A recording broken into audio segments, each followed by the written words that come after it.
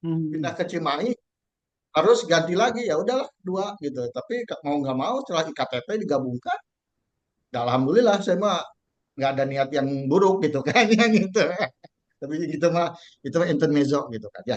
Jadi biasanya itu teman-temannya salah input nik pada saat pelaporan dan salah penginputan nik di akadnya. Nah, solusinya, mitigasinya, saya biasanya meminta akadnya di pihak yang bank yang bersangkutan, BRI misalnya, minta akad. Benar nggak sih niknya sama dengan yang di kita? Itu, teman-teman. Biasanya yang seperti yang saya lakukan. Atau misalnya, saya slik ulang. Kalau dengan slik, saya klik, ajukin lagi klik.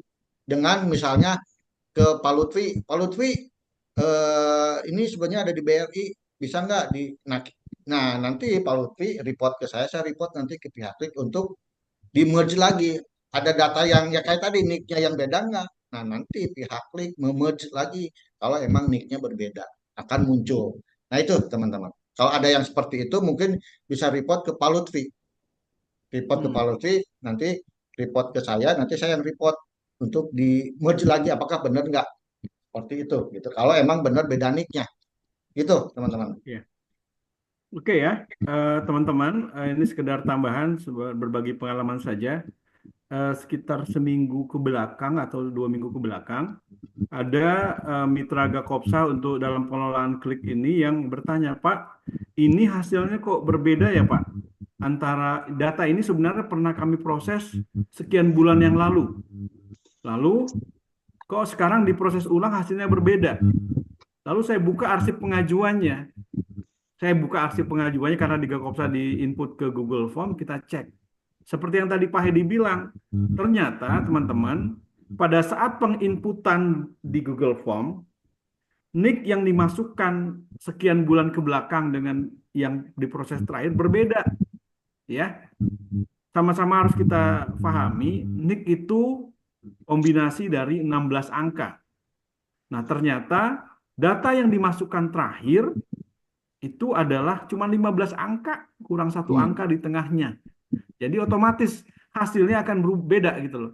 Karena data kunci yang diproses oleh PT Klik untuk data Klik ini adalah NIK ya Pak Edi ya.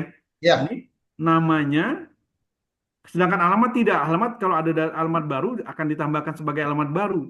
Cuman kalau namanya berbeda, lalu NIK-nya berbeda, maka otomatis dianggap dengan data yang berbeda.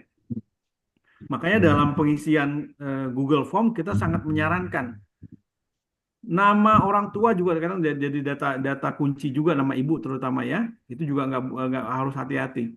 Terus nama yang bersangkutan juga nama sesuai dengan kelahiran saja. Jadi jangan dimasukkan misalnya namanya Kang Zainuddin nih yang dari Khidmatul Ummah. Misalnya Kang Zainuddin dari sisi akademis misalnya sudah selesai program pendidikannya S1 sampai S3. Misalkan Doktor Insinyur Zainuddin MT, MSI misalnya. Nah, yang dimasukkan di proses itunya cukup Zainuddin saja gitu loh. Jangan gelar-gelar akademiknya dimasukkan gitu loh. Atau punten misalnya udah naik haji terus Haji Zainuddin misalnya. Nah, itu kadang-kadang bisa ini juga datanya bisa beda gitu loh. Jadi yang dimasukkan itu data sesuai KTP saja. Kecuali kalau memang di KTP dimasukin tuh Dokter Zainuddin MSI, MSC, dan seterusnya. Nah, itu nggak masalah kalau memang di KTP-nya sudah ada. Cuman kalau di KTP cuman data sesuai itu ya dimasukkan data sesuai KTP saja gitu loh. Dan sekali lagi saya meminta kepada teman-teman yang sudah bekerja sama untuk lebih hati-hati lagi saat menginput nama, NIK, dan nama ibu yang bersangkutan ya, karena itu data kunci yang dipakai disepakati bersama. Lalu yang berikutnya ini masih dari AIM sih. AIM sih mungkin karena sudah menggunakan klik ya, jadi ada beberapa pertanyaan yang ditanyakan. Untuk slik yang masih ada skor baik itu medium atau high risk sekalipun tidak muncul klien buruk. Masih ada peluang diproses nggak? Misalnya hasil mitigasi usaha sedang bagus dan secara analisa keuangan anggota mampu bayar kewajiban kita ke kita dan ke lembaga lain. Untuk yang masih ada skor baik itu maksudnya gimana ya? Atau high risk sekalipun tidak muncul klien buruk.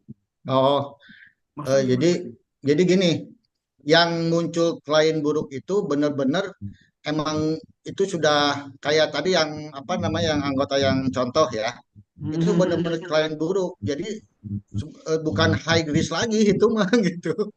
Sudah di atas high risk gitu. Nah, ya kayak tadi yang saya infokan, bukannya tidak bisa diproses ya, tapi itu salah satu indikator supaya kita lebih hati-hati lagi terhadap calon anggota tersebut. Ya, ya sebagai contoh tadi misalnya pembiayaan di lembaga keuangan yang lain, pada sebenarnya ini dipakai sama kakak saya, tapi karena kakak saya di lembaga di hasil sliknya kurang bagus, pakailah nama saya gitu kan ya. Itu bisa aja seperti itu. Jadi apa namanya? Kalau saya baca ini kan yang tidak muncul klien buruk, kalau sliknya masih bagus, masih medium, masih high risk, bagus lah, skornya baik, itu mah udah pasti ya insya Allah. Tapi kalau sudah medium atau high risk, itu jadi warning buat kita teman-teman ya. Jadi warning. Atau misalnya bisa proses aja, tapi plafonnya turun, itu akan lebih baik lagi seperti itunya. Gitu. Anggota yang baik itu kan kalau plafonnya turun dia akan nolak. Biasanya, ya saya mah butuhnya 50 juta Pak. Itu. Ah nggak mau kalau 30 mah karena nggak cukup kemana-mana. Tapi biasanya, gitu kan. Kalau kita turun plafon, dia ambil. Nah itu kita berarti maintainnya harus lebih Hmm, hati-hati. Itu aja. Ya. Jadi apa? tidak bisa kita ditolak Dia juga naik enggak. aja. Tetap berarti balik lagi ke maintain nantinya teman-teman mitigasinya seperti itu. Si AO-nya harus rajin-rajin silaturahmi. Tapi maksud dalam artian bukan setiap hari, enggak. Ya minimal sebulan sekali lah untuk mengetahui eh, gimana sih usahanya, masih lancar enggak? Gimana sih usahanya, ada penurunan omset enggak? Seperti itu, gitu. Jadi bukannya kita tidak bisa ditolak atau diproses bisa diproses, cuma ya itu tadi akan menjadi warning buat kita, ini turun plafon atau jangka waktunya dipanjangkan atau seperti apa gitu teman-teman. Oke ya, cukup jelas ya. Jadi ada beberapa dari Pak Hedi tadi. Kalau memang dia statusnya mungkin tadi medium atau high risk, tetap bisa diproses. Cuman intinya teman-teman lebih hati-hati lagi. Pak tadi bisa diperpanjang tenornya atau diturunkan plafonnya. Intinya mah ini bagian dari proses mitigasi risiko ya, agar dana anggota yang kita salurkan untuk pembiayaan berangkat dan pulang dalam keadaan selamat lah kira-kira kayak gitu, tidak tersangkut, tidak tersesat di jalan yang salah ya kira-kira seperti itu. Ini dari selanjutnya ada pertanyaan dari Nuraini DT. Ini saya kurang paham nih. Apakah ada SLA dalam mitigasi SLA kan service level agreement ya? Dalam Ya betul, mitigasi risiko dari hasil klik. sebenarnya mah nggak ada SLA sih, tinggal tergantung dari koperasinya tersendiri gitu. Setelah muncul hasil klik, mau diputuskan pada saat itu mau lanjut atau enggak gitu. Jadi kalau kayak kayak di saya gitu kan, kayak tadi hasil kliknya di di lembaga keuangan ada apa namanya, ada WO write off gitu kan.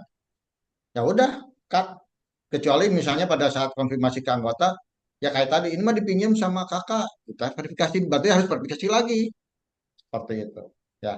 Tinggal sekarang mah balik lagi ke teman-teman koperasinya, kalau udah hasilnya kurang bagus, mitigasinya cut atau mitigasi lanjutan, tidak ada SLA-nya, mau bisa. Kadang bisa juga ada nih apa namanya kayak tadi lama gitu cari apa, oh ternyata gini, cari solusinya, oh ternyata kayak tadi pembiayaannya dipakai sama orang lain, tapi verifikasinya apa ya tadi, berarti harus ada 6 bulan terakhir minimal misalnya transfer ke bank lain atau setor ke banknya si yang punya pembiayaan, bisa kakaknya, adiknya. Nah, ketiga surat pernyataan dari si anggota sama si kakak atau adiknya. Itu. Jadi nggak ada SLA-nya kalau untuk setelah ada hasil dari klik mah, tinggal dari balik lagi ke teman-teman koperasinya ini mau lanjut mau enggak dengan imigrasi yang tadi saya informasikan. Seperti itu. Oke, terima kasih Pak Hedi. Selanjutnya pertanyaan dari Teh Nurani juga ya. Untuk pencairan slik dilakukan untuk calon anggota saja, apa berikut dengan pasangannya? Ini mungkin sesuai dengan keperluan saja ya. Keperluan kalau seandainya dia nggak perlu, karena misalnya seorang wanita sumber pemasukannya seorang istri sumber pemasukannya dari suaminya, maka saya pikir relevan untuk suaminya dicek juga ya. Jangan sampai apa namanya eh, suaminya tidak dicek, padahal sumber pendapatan dari suaminya. Jadi kita untuk menganalisa juga kalau memang di sisi suaminya ada sudah ada kewajiban-kewajiban lain yang cukup banyak ya jadi warning juga untuk kita. Tapi kalau memang dirasa misalnya suami yang dicek istrinya perlu dicek apa enggak, tergantung sekali lagi tergantung dari eh, kebijakan dari masing-masing lembaga ya. Kalau memang dianggap relevan, sebaiknya dicek juga. Kira-kira seperti itu. Tapi saya tambahin Pak Lutfi, Mangga, kalau, Pak, silakan. kalau saran saya mah diwajibkan pasangan. Meskipun ya tadi disampaikan Pak Lutfi, di mana kemana kebijakan koperasinya ya. Tapi kalau saya sarankan diwajibkan untuk pasangan. Kenapa? Jangan sampai eh, pembiayaan misalnya nih, misalnya eh, klik istrinya mah bagus yang mengajukan, tapi pada saat dilihat hasil kliknya suaminya kurang bagus. Nah, jangan sampai pembiayaan di kita tuh untuk melunasi pembiayaan di tempat yang suaminya. Nah, itu seperti itu gitu. Salah satunya Iya, yang iya. ada kejadian tuh itu. Itu juga jadi parameter suaminya. Mana sih kenapa suaminya kurang bagus gitu kan? Biasanya kalau gitu biasanya kalau suaminya kurang bagus, istrinya yang maju karena masih bagus. Itu biasanya Hmm. apa namanya istilah nama siasat calon anggota itu biasanya gitu. Misalnya suami suami istri tuh usahanya bareng-bareng gitu kan. Ya maksudnya suami istri bareng-bareng ya. Biasanya suami yang ngajuin tapi karena kurang bagus, "Ya udah kamu aja sih saya karena kamu masih bagus." Nah, jangan sampai seperti itu. Kalau saya seperti itu ya yang sering biasa kita lakukan. Saran. Tapi diwajibkan kalau di kita mah pengajuan istri, suami. Malahan kalau jaminannya atas nama orang tua, di kita diwajibkan untuk diklik juga, Pak. Saya pengajuan, ternyata SHM-nya orang tua si istri atau orang tua si suami, kita lakukan klik juga. Nah, itu jangan sampai juga gitu pembiayaan kita untuk melunasi pembiayaan si orang tua tersebut gitu. Apalagi jaminan SHM-nya tidak on hand, tidak dipegang sama si orang tuanya. Nah, tambah tanda tanya lagi ya, seperti itu. Dalam artian on hand itu berarti mana yang aslinya? Oh, di Bank Anu. Wah, udah berarti Nah, kan. Gitu kan, udah kan? Itu betul. sering kejadian gitu. Makanya kalau jaminan orang tua, kalau di saya itu wajib dilakukan klik juga. Tuh, karena ada kejadian seperti itu. Ada jaminan di mana Pak? Itu di orang tua pas nanya orang tua, nya masih kayaknya di bank. Pada saat Masih kita klik, sekolah. ya pada saat kita klik si orang tuanya, wow, geningan gitu. Gitu. Oke ya, jadi Bu Nurani ya di BMTDT cukup jelas ya. Jadi kenapa urgensi diceknya berpasangan ya, supaya nanti kalaupun ada resiko kita sudah bisa deteksi dari awal dan resiko yang paling tidak resiko itu tidak dipindahkan ke masalahnya tidak dipindahkan ke lembaga kita gitu. Kira-kira seperti itu dah poinnya. Selanjutnya dari Kang Septian ya di Baitul Ikhtiar Bogor. Berbicara tentang mitigasi risiko pembiayaan, ada prinsip mengenali pengguna jasa atau KYC ya, Know Your Customer ya. Ya, KYC. Pertanyaannya seberapa penting penerapan PMPJ ini di koperasi dan di PPJ ada kewajiban koperasi melaporkan laporan transaksi keuangan mencurigakan ke PPATK yang ditanyakan, adakah parameter yang mencurigakan tersebut untuk adakah parameter untuk transaksi yang mencurigakan tersebut karena di permen tidak dijelaskan. Kalau ini sih ya, teman-teman, ada beberapa koperasi yang menjalankan, ada beberapa koperasi yang tidak menjalankan. Ya. Karena kalau yang transaksi penjualan udah sebenarnya udah jelas gitu kan. apa namanya, kalau untuk transaksinya di koperasi kita sendiri mungkin kita bisa melakukan ya, misalnya kok transaksinya gede-gede, banyak yang gede gitu kan, masuk gede keluar gede gitu, benar nggak? Tapi Ya. kalau sudah berhubungan dengan pihak lain, bank lain, akan susah. Kecuali kalau si calon anggotanya memprint riwayat apa tabungannya, baru kita akan ketahuan. Itu kan seperti itu. Jadi kalau untuk transaksi mencurigakan, kalau untuk kewajiban koperasi gitu kan, kalau selama itu emang ada apa namanya transaksi di koperasi tersebut ya, ya terlaporkan. Tapi kalau sudah berhubungan dengan pihak lain, dengan bank lain, kita akan susah.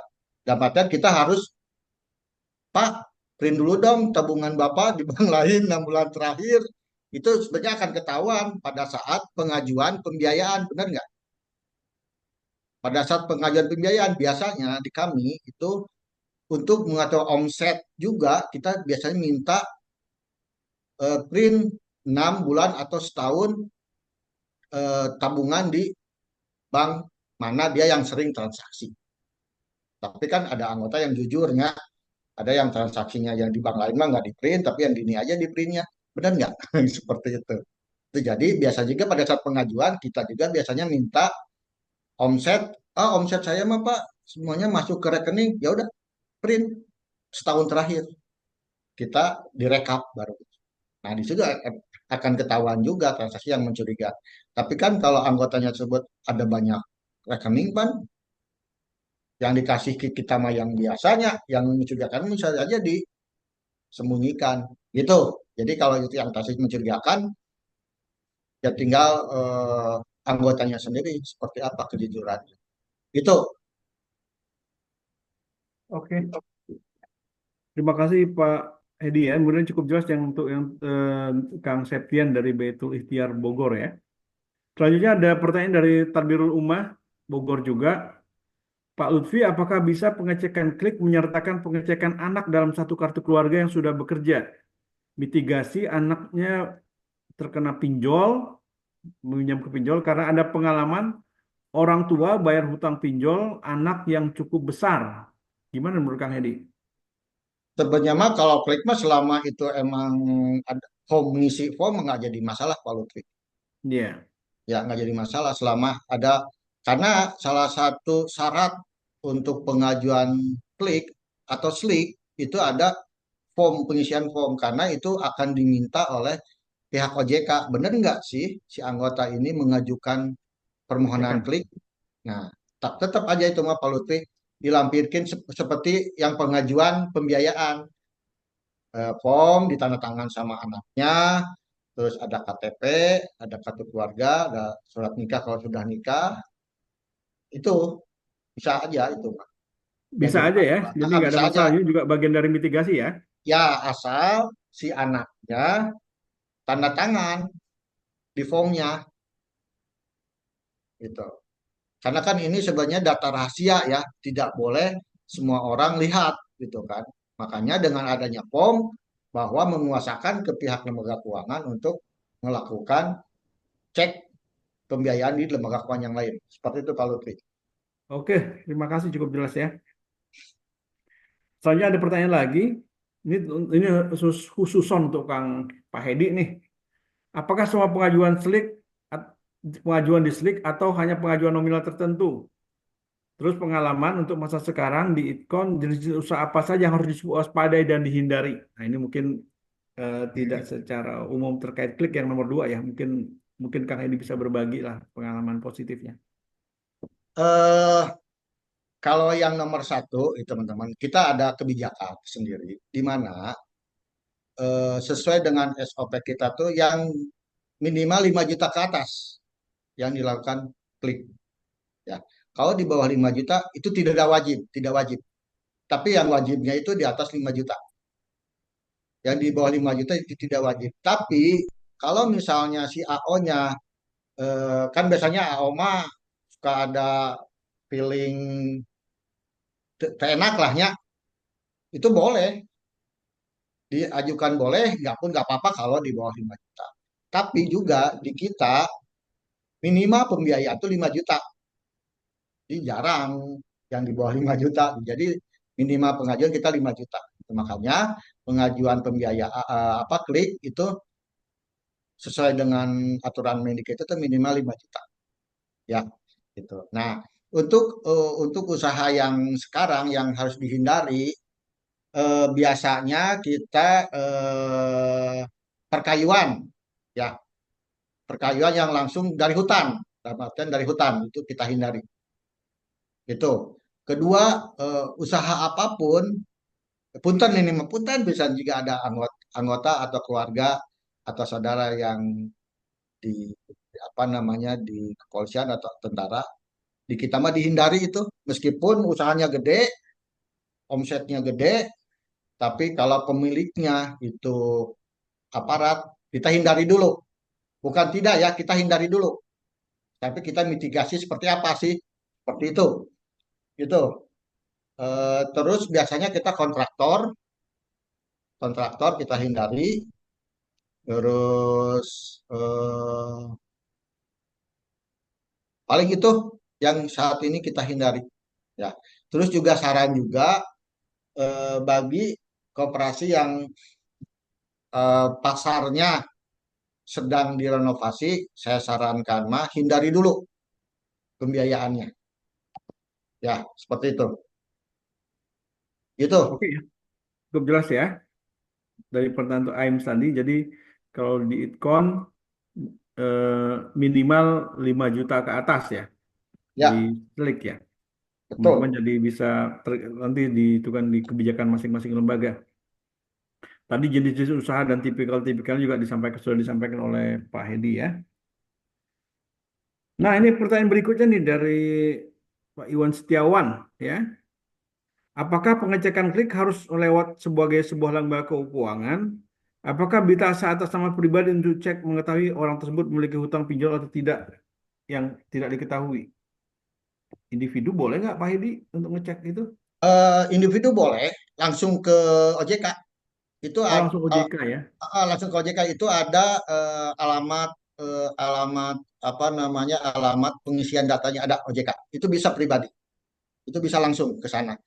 Cuman hasilnya yang belum saya tahu apakah pada saat itu juga atau menunggu antrian atau seperti apa. Tapi ada alamatnya. Mungkin teman-teman bisa bisa apa searching di Google. Itu bisa langsung tapi langsung ke OJK.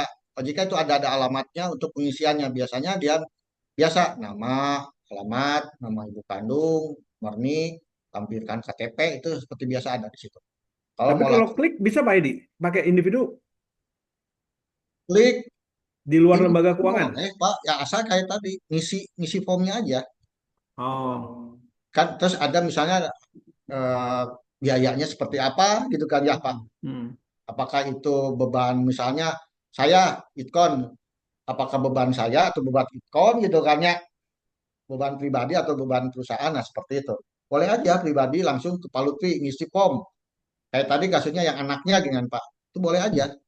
Tapi biayanya apakah biaya beban pribadi atau beban perusahaan. Kalau mau gratis, langsung ke OJK ada alamatnya gitu. Tinggal searching di Google ada. Cuma hasilnya apakah pada saat itu atau nunggu antrian itu berapa harinya, nah, itu sebelum coba gitu. Seperti itu. Oke, cukup jelas Kang Iwan ya. Apakah kurang jelas Kang Iwan? Sudah jelas?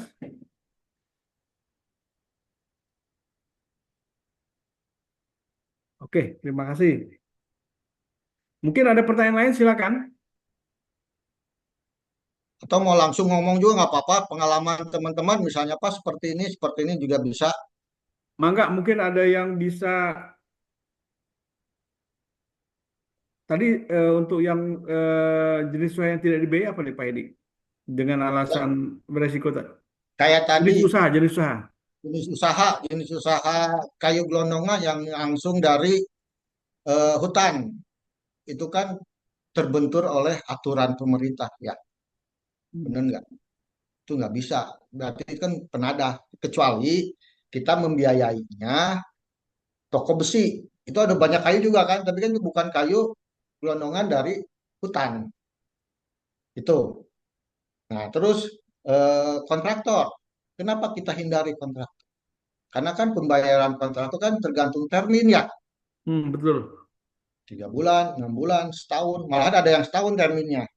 Gitu kan. Nah, kecuali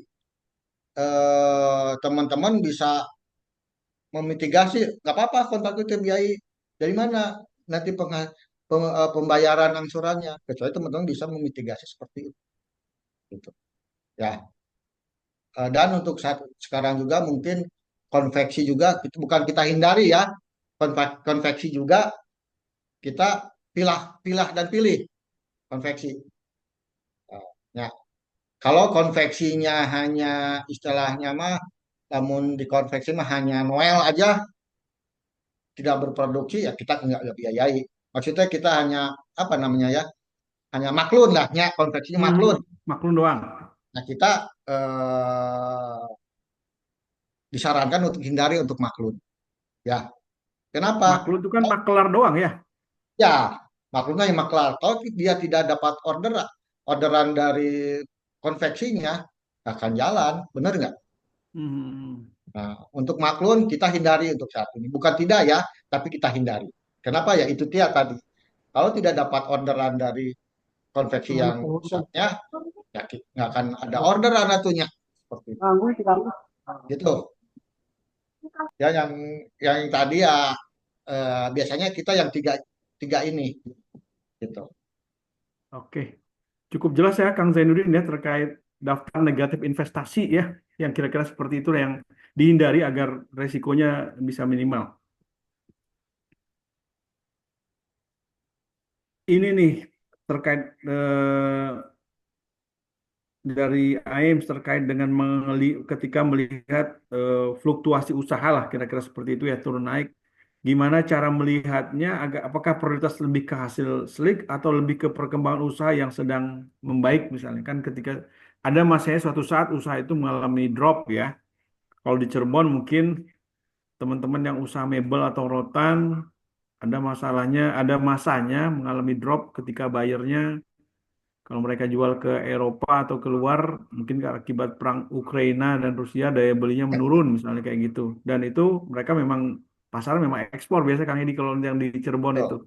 Tuh. Atau mungkin ketika mereka punya pasar baru atau gimana yang market baru, bisa jadi mereka juga punya peluang. Nah, gimana cara melihatnya? Apakah prioritas lebih ke hasil slik yang mungkin sudah karena performanya turun, atau lebih melihat ke prospek yang mengarah ke positif gimana menurut Kang Heri pertimbangannya itu ketika ada dua pilihan seperti itu. Kalau saya sih tetap apa namanya lebih ke slick dulu ya, slick dulu. Kenapa slick dulu? Di slick itu kan muncul semua pembiayaan, ya, muncul semua pembiayaan yang tercantum di slick atau di klik itu kan. Nah, jadi tidak lihat betul usahanya sedang membaik gitu kan. Tapi apakah dia masih mampu melakukan pembayaran di semua pembiayaan? Bukan bukan di kita aja loh, ya, bukan di kita aja, tapi ke semua pembiayaannya. Gitu kan. Ya, kalau saya sih lebih prefer lihat hasil slik lagi, baru ke usaha. Tapi tetap salah satu indikatornya slik itu sendiri. Tapi itu saya tidak bisa, oh nggak bisa, nggak. Balik lagi ke teman-teman koperasi, balik lagi ke kebijakan koperasinya tersendiri. Kalau saya biasanya kalau sudah turun, terus ngajuin lagi, mendingan saya sarankan ke tempat lain aja ngajuinnya. Jangan ke kita. Lebih baik juga take over aja yang kitanya. Benar nggak? Hmm. Saya biasanya seperti itu. Kalau udah turun, udah membaik lagi, eh, minta pembiayaan, ya paling saya mah kalau untuk saat ini saya nggak bisa. Kalau maupun Bapak take over aja ke bank lain, bisa take over, Bapak dapat fresh money di tempat yang lain. Karena jangan sampai kita eh, 2 kali kejadian top up deui, nunggak deui nya. Seperti itu. Apalagi kan kalau koperasi mah dana kan nggak banyak nih koperasi yang pendanaannya bagus, bener nggak? Iya, iya. balik lagi kan jadinya dana kita kan harus dipertanggungjawabkan ke anggota. Emang sih awal nama enak gitu kan, cuma kan nggak akan lama. Kalau saya sih seperti ya teman-teman, itu balik lagi ke teman-teman koperasinya. Kalau misalnya, oh ini mah bagus ya mangga. Tapi saya mah tetap, kalau saya biasanya kalau sudah nunggak, apalagi sudah macetnya, sudah di atas 90 hari gitu kan, udah datang weh, Pak saya pengen ngajuin lagi karena usaha saya omset saya sekarang segini. Lah yang ini aja belum dibayar misalnya, pengen top Hmm. up lagi. Nah seperti itu teman-teman. Kecuali misalnya dia cuma baru masih 10 hari, 20 hari gitu kan, masih dalam bulan yang sama, mungkin itu bisa jadi mitigasi. Atau misalnya nunggaknya hanya di tempat lainnya masih bagus, tapi kan jadi pertanyaan juga nya. Masa di kita nunggak di tempat yang lain bagus kan anehnya gitu. Hmm. Gitu teman-teman. Cuma tapi balik lagi ke teman-temannya lagi SOP-nya seperti apa. Oke, cukup jelas ya saya pikir. Jadi memang ada teman-teman harus bisa mencermati nih.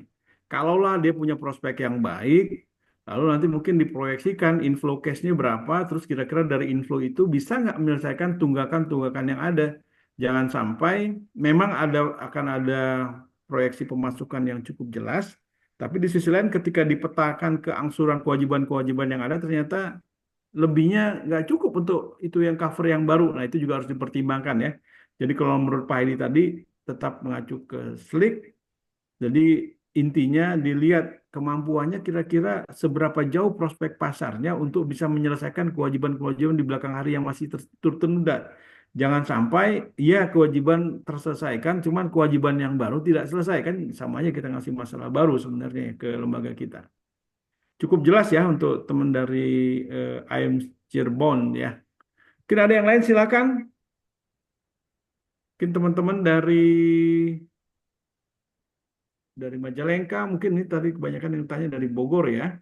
Bagian besar tanya dari Bogor, mungkin ada yang dari Al Uswah juga tadi sudah nyampaikan pertanyaan.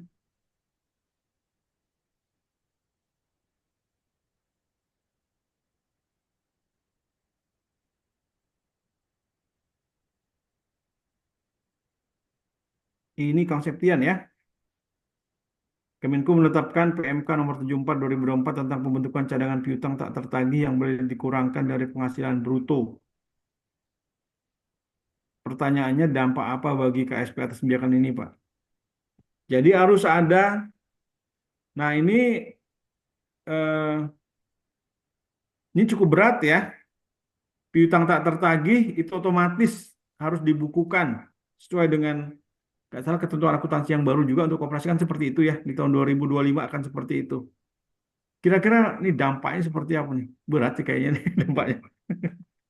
Kalau ini sih biasanya ya dampaknya tuh ya balik lagi ke laba rugi, teman-teman. Dampaknya ya Ya, kan kalau kalau di perbankan yang lancar aja itu dicadangkan 1% yang lancar aja loh. Ya, 0,5 Kang Edi. oh, sekarang 0,5 ya. 0,5 ya. Kalau terakhir saya terakhir 1%, Pak. Yang lancar Mhm. aja dicadangkan. Berarti misal yang lancar kita 10 M, 0,5 berapa? 100 jutanya dicadangkan yang lancar. Mhm. Apalagi yang menunggak. Semakin kan kalau di Koperasi mah kan lancar, kurang lancar, diragukan dan macet ya. Empat ya. Ya. Ini kan misalnya 0,5% yang lancar. Yang kurang lancar misalnya 25%. Ya, yang diragukan 50%, yang macet 100%. Berarti kan semakin banyak ya maksudnya nauzubillah min dalik ya. Semakin banyak yang nunggak, berarti kan semakin besar cadangannya, berarti menyedot laba rugi setiap koperasi, benar nggak? Nah, Betul, berarti betul. solusinya apa? Mitigasi resikonya yang diperbaiki. Ya, ya sama di Itcon juga kita kita saling sedang memperbaiki sama ya. Ngelihat Itcon bagus enggak, kita juga sama memperbaiki apakah itu dari tadi level pengajuannya. Jadi misalnya cabang pimpinan cabang punya kewenangannya cuma sampai 5 juta. Naiklah ke manajer bisnisnya, naiklah ke general manajernya, naiklah ke ketua pengurus. Nah, itu mungkin bisa jadi acuan untuk meminimalisir terjadinya kemacetan juga itu bisa. Ya, kan kalau di cabang banyak, menang cabang mah 5 juta mah tanda tangan, we, bener teu? Hmm. Kan tapi kan kalau sudah naik ke manajer bisnis kan berarti kan harus komite sama komite bisnis kan, usahanya gimana, omsetnya gimana, jaminannya seperti apa. Naik lagi ke general manager, berarti kan komitenya tiga ya, pimpinan cabang, manajer bisnis, general manager misalnya, terus apalagi kalau kewenangannya ketua pengurus. Nah, salah satu untuk meminimalisir dampak dari permen kebijakan ini ya tadi mitigasi resikonya seperti itu. Karena semakin besar cadangan yang dicadangkan, ya semakin besar juga mengurangi laba rugi setiap operasi. Benar kan? Ya, itu jadi teman-teman. Jadi dampaknya pasti akan besar kalau apa namanya cadangannya semakin besar gitu kan. Jadi ya salah satunya ya tadi kehati-hatian pada saat di awal proses pembiayaan. Dan itu pun sebenarnya tidak tidak apa namanya tidak 100% akan lancar terus, benar nggak? Ya kayak tadi kan usaha mah turun naik ya. Pada saat 6 bulan awal mungkin lancar, bulan ketujuh mungkin lewat bulan, bayar 2 bulan lewat lagi kan seperti itu ya.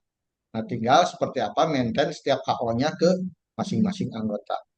Minimal minimal ada mungkin bisa dibuat juga buat teman-teman eh, berkas atau lembar-lembar catatan. Kalau sudah yang ada mah alhamdulillah ya. Tapi yang belum nama catatan kunjungan AO ke anggota ya dibuat gitu. Jadi ketahuan AO ini kunjungan ke anggota yang sudah cair tanggal sekian usaha masih lancar, masih masih usaha masih seperti biasa kan udah ketahuan dari situ. Ya, jadi atas kebijakan dampaknya bagi ASN cukup, cukup cukup gede kalau menurut saya sih. Apalagi kalau pencadangannya gede ya otomatis mengurangi kerugian ke laba rugi akan lebih gede. Seperti itu. Oke, terima kasih Kang Hedi ya. Jadi sebenarnya kalau menurut saya memang ini kebijakan yang cukup berat. Tapi di balik itu sebenarnya ada pesan ya, agar pengelola lembaga koperasi simpan pinjam lebih hati-hati karena sesungguhnya ketika ada kemacetan atau pembiayaan yang tidak perform, itu sebenarnya dia bisa mengurangi potensi laba kita dan pada lebih jauh juga akan berdampak menjadi tidak menarik gitu loh bagi anggota koperasi yang lain. Jadi pesannya sebenarnya agar kita bisa menjaga kualitas aktiva produktif lah, agar tingkat performing loan-nya bisa maksimal, tingkat pembiayaan lancarnya bisa maksimal ya, sehingga memberikan kontribusi positif bagi anggotanya. Nah, sekarang lagi marak joki pembiayaan, kayak dulu ada joki UMPTN, ini joki pembiayaan ya. Joki pembiayaan dipakai pihak lain. Apakah Ditkon mengalami juga? Jadi yang ngajuin beda, yang menggunakan dananya beda. Nah, ini gimana Pak Hedi memitigasinya? eh Kalau untuk divisi UMKM sampai saat ini belum ada ya. Karena kan kita ada beberapa divisi gitu kan. Divisi kumpulan, divisi konsumer, sama divisi UMKM. Biasanya yang kejadian itu di kumpulan gitu kan ya, pakai joki. Nah, cara memitigasinya itu ya kayak tadi kita harus benar mau divisi apalah, mau MKM, mau konsumer, mau PMK, ataupun misalnya di teman-teman ada divisi yang lain gitu kan. Intinya mitigasinya itu cek lingkungan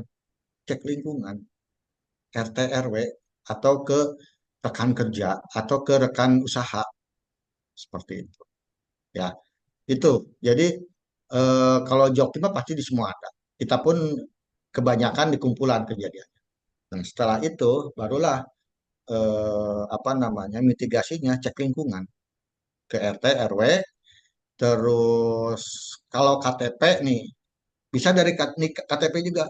Kan rata-rata mah eh, fotokopi dulu ya yang dilihatnya, Hmm. fotokopi KTP dulu. Nah, kalau saya sih biasanya kalau survei minta yang aslinya, Pak. Iya, Semua iya, asli iya. saya minta. KTP, kartu keluarga, surat nikah, kalau dia ada SHM ya, kalau ada jaminan jaminannya saya minta. Cek mana yang aslinya. Oh, ya benar berarti. Kan kalau yang asli mah nggak bisa dirabing ya, teman-teman ya. Hmm. Saya apa namanya? Kalau yang asli mah rada susah dirabing nanya gitu. Hmm. Akan ketahuan di situ yang aslinya. Gitu kan, ya. Jadi mitigasinya yaitu teman-teman pada saat survei, salah satu mitigasi ya, pada saat survei minta yang aslinya. Cek KTP-nya semua yang dokumen asli ya. ya semua dokumen asli kita minta.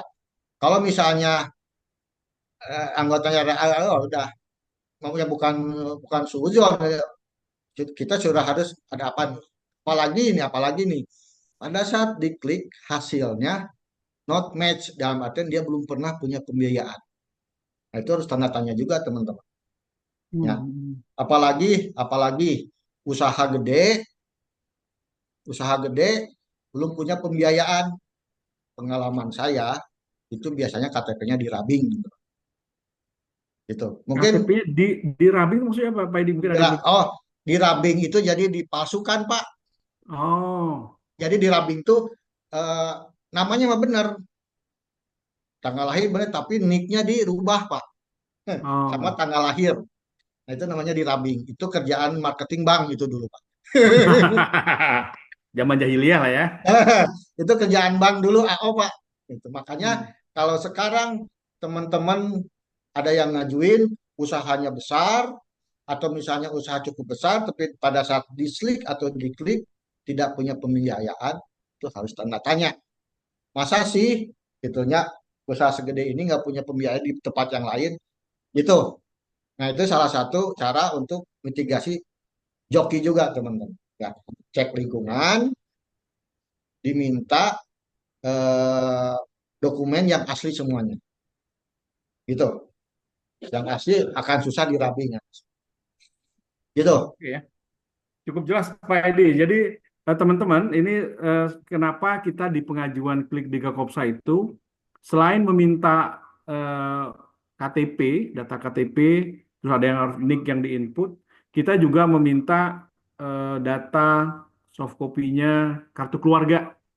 Nah, kartu keluarga itu salah satu fungsinya adalah untuk meng-cross-check seandainya terjadi perbedaan antara data yang diinput dengan data yang real di KTP-nya gitu loh. Biasanya akan dilihat dibandingkan di NIK nomor kependudukan yang ada di kartu keluarga. Kan harusnya sama tuh. NIK yang di kartu keluarga dan NIK yang ada di KTP itu harusnya sama. Nah, nanti bisa di seperti yang dari Pak Hedi tadi bilang, apakah nomor KTP termasuk KTP yang dimodifikasi ya, artinya data tanggal lahir mungkin dibuat beda sehingga nanti kalau itu kan seolah-olah dia clear, dia nggak punya pinjaman kemana karena nicknya beda gitu loh. Tapi ketika nanti kita bisa bandingkan, teman-teman bisa bandingkan dengan data di KK-nya, sama nggak antara data nick di KK dengan di KTP-nya gitu loh.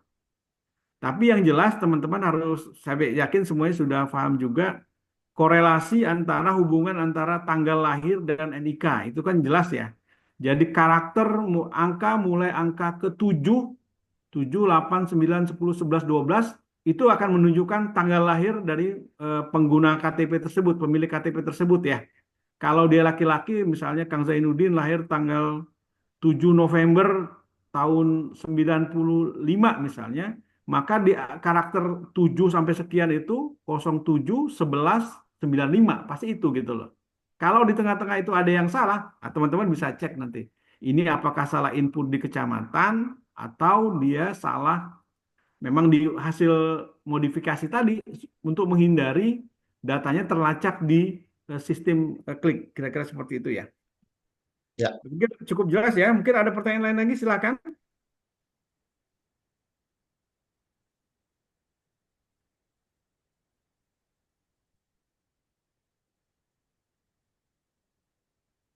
Eh, ingin saya sampaikan kepada teman-teman yang mungkin sementara ini seperti tadi Pak eh, Pak dan yang dari koperasi perkat ya, yang ingin mungkin bisa mengakses eh, bagaimana cara mengakses klik ini, yang jelas untuk menghindari keterbatasan memori di perangkat, kita menggunakan aplikasi Telegram ya. Telegram lebih ringan, jadi tidak terlalu berat untuk itu. Jadi nanti bisa komunikasinya lewat Telegram. Nanti mungkin Pak Kang Irfan bisa masukkan nomor Telegram saya, Kang Irfan, di room chat. Jadi nanti bisa menanyakan syarat-syaratnya untuk dapat mengakses klik. Ini untuk teman-teman yang selama ini mungkin ini klik menarik nih, cuman gimana saya mengaksesnya gitu loh. Nah ini nanti bisa menghubungi nomor Telegram saya. Nanti akan saya sampaikan syaratnya apa aja, lalu linknya yang mana, terus format yang mungkin harus disiapkan seperti apa. Jadi sehingga teman-teman nanti punya pengalaman lah untuk bisa, oh ini klik tuh seperti ini gitu loh. Tadi yang data yang seperti Pak Hedi sampaikan juga teman-teman juga bisa melihat dari hasil pengajuan teman-teman sendiri. Jadi prosesnya itu pada umumnya yang kita tawarkan H+1 SLA-nya ya, Service Level Agreement-nya H+1, eh, kecuali kalau ada kegiatan kondisi force major ya, mungkin ada perbaikan dari sisi perangkat atau softwarenya dari kita itu di luar kontrol kita. Tapi pengalaman kita H+1. Tapi jika kondisinya lancar-lancar saja dan data dikirim sebelum jam 4 di hari kerja, Senin sampai Jumat, insya Allah kita bisa share hasilnya lebih cepat, kira-kira seperti itu. Tentang biaya juga nanti bisa teman-teman tidak bisa mengakses data profil pribadinya. Mangga seperti itu. Ada pertanyaan lagi, kah? Atau misalnya mau japri, mangga Oke, di sini silakan ya. Kalau ada yang mau jawab, nanti dia silakan. malu gitu kan. Ya, kita ada yang malu untuk ngechat atau apa, silakan ya. Yang jelas memang penggunaan data ini akan menjadi tools yang menarik ya. Insya Allah sangat berguna banget ya, useful lah ya untuk memperbaiki proses tata kelola kita ya. Karena sekali lagi teman-teman, eh, dengan hadirnya begitu banyak lembaga keuangan hari ini, eh, teman-teman bisa membayangkan juga penawaran proses inklusivitas keuangan itu menjadi sangat mudah ya. Orang bisa mengakses jasa keuangan dengan lebih mudah, tapi di sisi lain ketika kita tidak Kak, punya nonton. tools untuk Ah, oh, mendeteksi seberapa banyak orang-orang yang calon anggota kita ini punya akses, ini yang bisa menjadi bumerang bagi kita ya. Jadi kita seolah-olah berjalan tanpa berarti, Pak. acuan yang clear lah untuk Ah, memandu ayo. penyaluran pembiayaan di lembaga kita masing-masing. Ada pertanyaan lagi kah?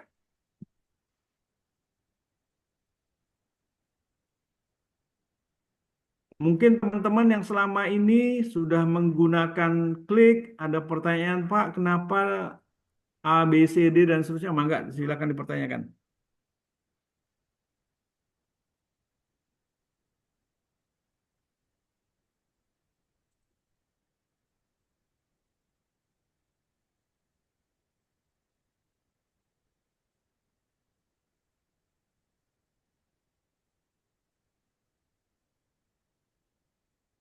Oke, nomor Pak Hedi sudah di-share juga, nomor saya juga sudah ya. Jadi nanti materi nanti mungkin eh, Kang Irfan bisa share di room chat, Kang Irfan. Nanti teman-teman bisa ngedownload materi yang Pak Hedi sampaikan di room chat ini ya. Insya Allah Pak Irfan akan upload filenya di sini.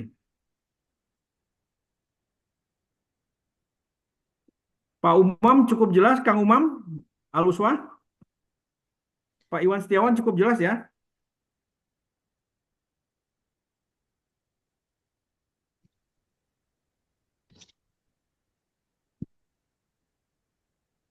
Pak Fernandus Simbolon cukup jelas ya Pak penjelasan yang sudah disampaikan Pak Hedi Pak. Oke. Ya, teman-teman, Pak Irfan tadi sudah nge-share materi yang Pak Hedi sampaikan. Ya, memang materinya singkat, hanya 4 halaman. Tapi itu saya pikir garis besar bagaimana kita bisa mitigasi lah risiko pembiayaan yang mungkin muncul dalam penyaluran pembiayaan di lembaga masing-masing. Karena Oke, kita sudah masuki. Pak kalau Hedi mungkin ada yang mitigasi disampaikan lagi, ya, silakan Pak Hedi. kalau mitigasi resiko mah kebanyakan mungkin lebih ke hasil di lapangan ya. Kalau kalau di kalau itu mungkin bisa banyak baca ya di Google juga banyak lah ya seperti itu. Hmm, Cuma kan hasil di lapangan akan berbeda dengan yang diinfokan di buku gitu kan ya. Seperti kenapa saya sedikit karena saya mendingan lebih ke diskusi jadi lebih enak gitu kan. Seperti itu. ya, ya, ya, ya. Oke, saya berharap apa yang kita sampaikan, apa yang kita bahas pada pagi hari hingga siang hari ini bisa menjadi tambahan informasi lah untuk memperbaiki tata kelola pembiayaan di lembaga masing-masing hingga seperti tadi yang bisa, kalaupun berlaku peraturan Menteri Keuangan yang seperti disampaikan oleh Kang Septian tadi, tidak terlalu besar dana yang harus kita cadangkan untuk pembiayaan yang bermasalah karena kita sudah coba antisipasinya dengan memperbaiki tata kelola pembiayaan di lembaga masing-masing dengan menggunakan tools yang kita bisa akses bersama dengan klik ini tadi ya dari PT KRIF Layanan Informasi Kredit Indonesia. Jadi PT KRIF ini adalah sebuah biro kredit swasta ya. Jadi kalau tadi teman lihat lihat ada istilah CB score, CB score itu maknanya kredit bureau score. Jadi kredit bureau itu melalui sejumlah informasi yang dia punya, dia memberikan skor kepada individu yang kita cek itunya. Jadi mulai dari low risk sampai high risk, ya, mulai dari rendah sampai risiko tinggi. Kalau sudah terlalu tinggi, maka dituliskan informasinya udah nggak bisa dikasih nilai, dibilang kliennya sudah sangat buruk. Itu cukup sudah menjadi warning bagi kita ya. Tapi sekali lagi, apakah tadi ada pertanyaan, ketika misalnya dia posisinya high risk atau medium, apakah itu masih bisa diproses?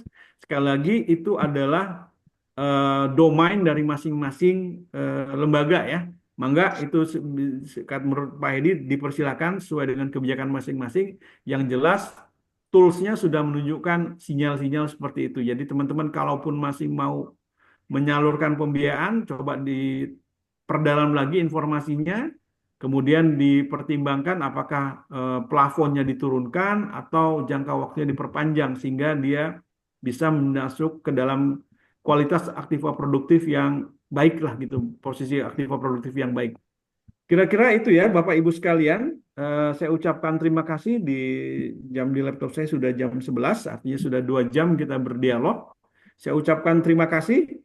Mudah-mudahan ini sekali lagi bisa memperbaiki kinerja kita semua di tahun 2025. Ini sekali lagi merupakan Amin. booster yang kita siapkan untuk memperbaiki kinerja teman-teman di tahun 2025.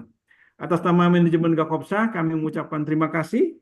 Mudah-mudahan yang sudah eh, menggunakan klik bisa merasakan manfaatnya, dan yang belum nanti mungkin bisa menghubungi nomor Telegram saya di nomor nomor Telkomsel saya yang sudah di-share tadi oleh Pak Irfan, dan mudah-mudahan semuanya akan menjadi lebih baik di tahun ke depan. Saya ucapkan terima kasih, mohon maaf apabila ada kekurangan. Last but not least, terakhir tolong mohon diaktifkan kameranya Pak, on cam semuanya diaktifkan. Kita akan ambil dokumentasinya. Mungkin Pak Irfan bisa oleh Pak Irfan ya.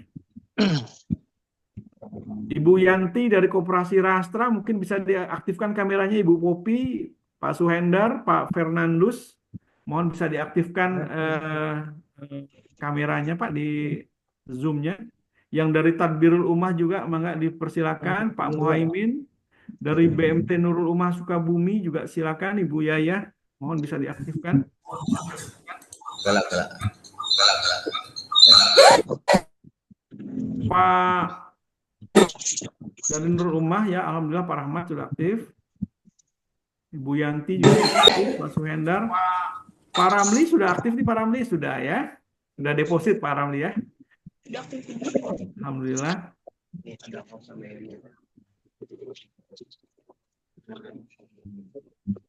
Oke, dihitung dulu ya. Slide pertama, 1, 2, 3. Enggak, Pak Irfan?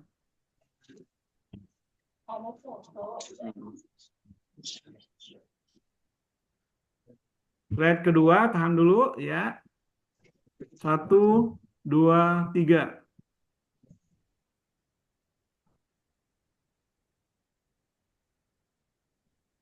Bapak Wahyu ya. Yang Cirebon, C. Slide ketiga, Pak Irfan sudah? Sudah semua. Alhamdulillah, terima kasih Bapak Ibu sekalian atas keikutsertaannya dalam diskusi ini. Mudah-mudahan ini membawa kebaikan bagi kita semuanya.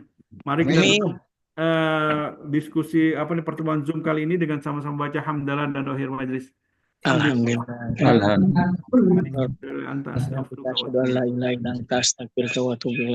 Terima kasih semuanya. Mohon maaf bila ada kekurangan. Sampai jumpa di Zoom berikutnya. Wabillahi taufiq wal hidayah. Assalamualaikum warahmatullahi wabarakatuh. Waalaikumsalam warahmatullahi wabarakatuh.